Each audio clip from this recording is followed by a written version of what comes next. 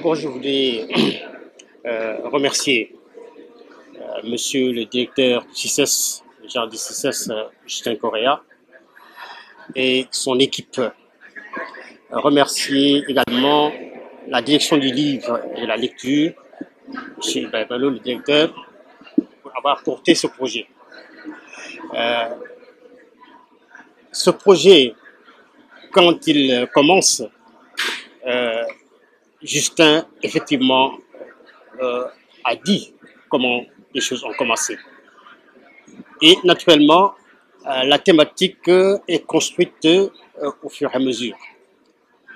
Mais dire tout simplement que la thématique nous replonge 50 ans en arrière, mais également beaucoup plus en profondeur.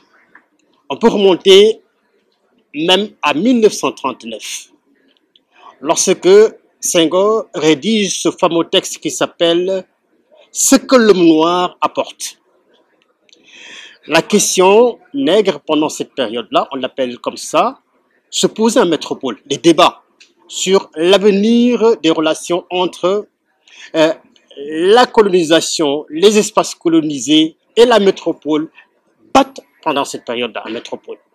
Senghor rédige et en même temps lit un certain nombre d'intellectuels. Toute sa cartographie intellectuelle commence à ce moment-là. Il lit Théard de Chardin, il lit les grands africanistes de la Fosse, il lit un ensemble d'intellectuels qui construisent justement sa cartographie intellectuelle. Mais en même temps, il est dans un combat pour la valorisation des peuples noirs, avec naturellement tous ses amis de la négritude, Césaire et autres. Mais en même temps, pendant cette période, on se rend compte également que s'amorcent les premiers signes des processus de décolonisation qui vont se poursuivre plus tard.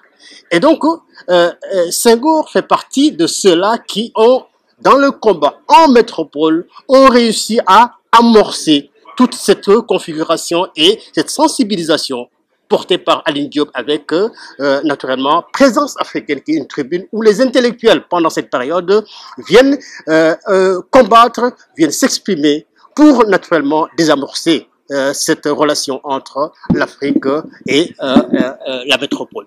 Et donc, quand, après la guerre, le combat continue, un de ses amis, Césaire, écrit une lettre à Maurice Thorez, où il parle justement, il aborde la question de l'universel. Qu'est-ce que l'universel?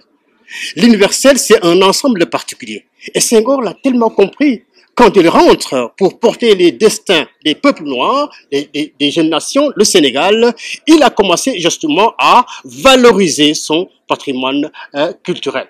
Et c'est tout le soubassement de la politique culturelle de Senghor quand il porte les destinées du Sénégal.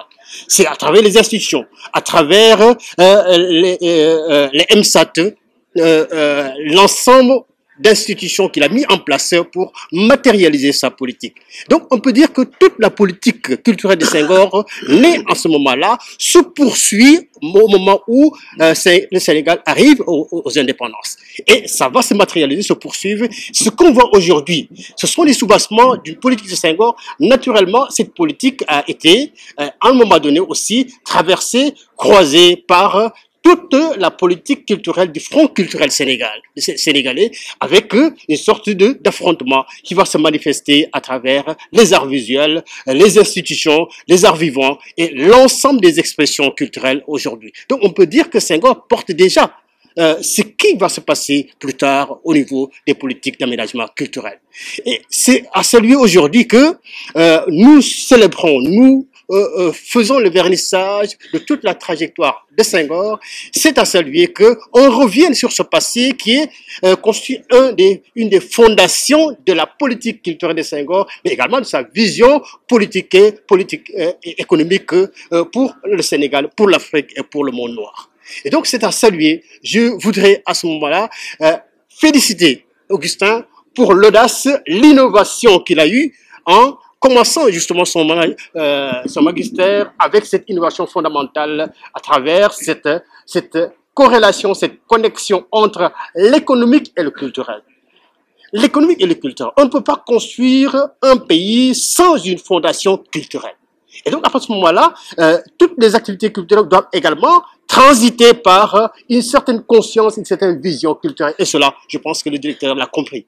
Il l'a compris et ça va continuer. Je pense que ce qu'il inaugure, ce qu'il commence par là, c'est ce que, en réalité, le référentiel des politiques publiques que Sénégal Vision 2050 est en train de mettre en place pour le dérouler. C'est à la fois développer le Sénégal par la culture, par l'économique, par le social, mais également porter dans cet espace-là tout l'environnement qui participe un peu à faire en sorte que tout le Sénégal se retrouve ici. La richesse, le brassage et que les territoires puissent également occuper leur place ici, se mettre en valeur du point de vue patrimoine, du point de vue également des activités économiques.